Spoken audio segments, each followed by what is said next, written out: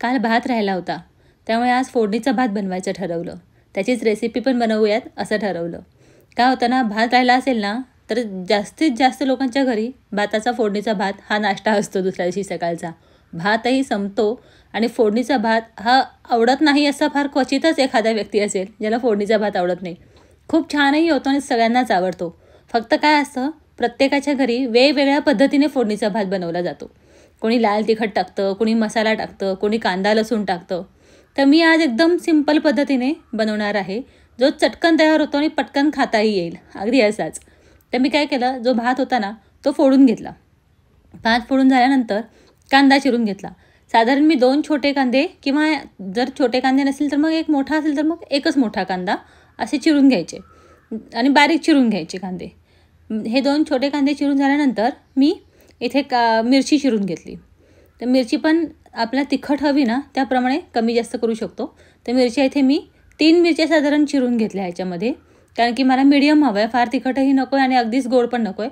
त्यामुळे मी 3 मिरच्या घेतल्या इथे साधारण, कारण की हा 2 ते 3 जणांचा भात उरला होता. म्हणजे 2 ते 3 जणांचा साधारण नाश्ता होईल एवढाच भात होता. नंतर कोथिंबीर. फोडणीच्या भातामध्ये कोथिंबीर अतिशय महत्त्वाची असते आणि ती असतेच साधारण प्रत्येकाच्या घरामध्ये, त्यामुळे कोथिंबीर घालायची.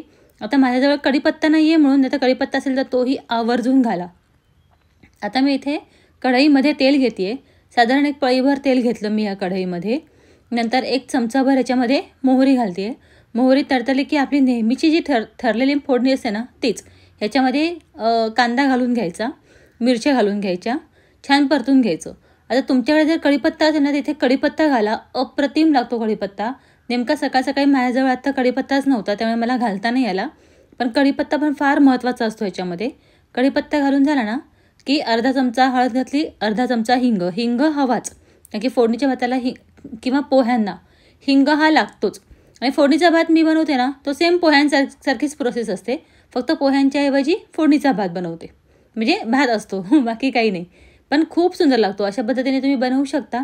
आणि सकाळ सकाळी बाकीच्या सगळ्या गोष्टी घालण्यापेक्षा ना असं सिंपल जरी तुम्ही बनवलात ना सगळ्यांना खूप आवडतो. तुम्ही या पद्धतीने नक्की बनवून बघा. आता ह्याच्यामध्ये मी सगळा भात घालून घेते, आपण फोडून घेतलेला भात घालून झाल्यानंतर तो छान परतून घ्यायचा व्यवस्थित. भात अगदी म्हणजे 10 मिनटामध्ये हा भात तयार होतो. अगदी म्हणजे कांदा वगैरे चिरूनसुद्धा 10 मिनटामध्ये तयार होतो.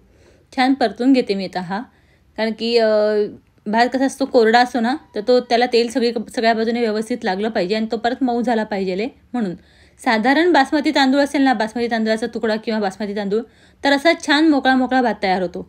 आता इंद्रायणी तांदूळ, जर बरेच जण इंद्रायणी तांदूळ वापरतात, मग त्याचा भात असा थोडासा चिकट होतो, कारण की इंद्रायणी तांदूळ चिकट असतो ना, त्यामुळे भात चिकट होतो.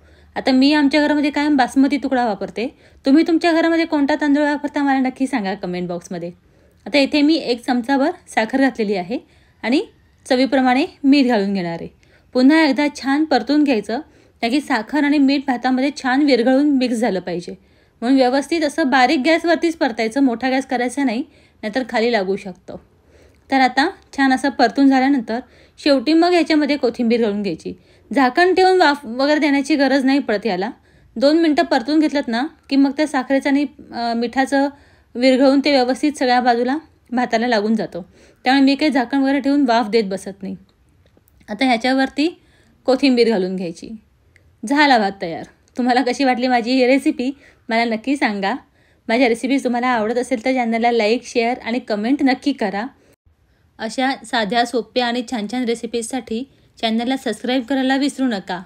आणि हो, तुम्ही तुमच्या घरी कशा पद्धतीने फोडणीचा भात बनवता हे मला नक्की सांगा. आणि माझा हा फोडणीचा भात आवडला की नाही हेही सांगा. भेटू पुढच्या रेसिपीमध्ये. तोपर्यंत बाय, टेक केअर.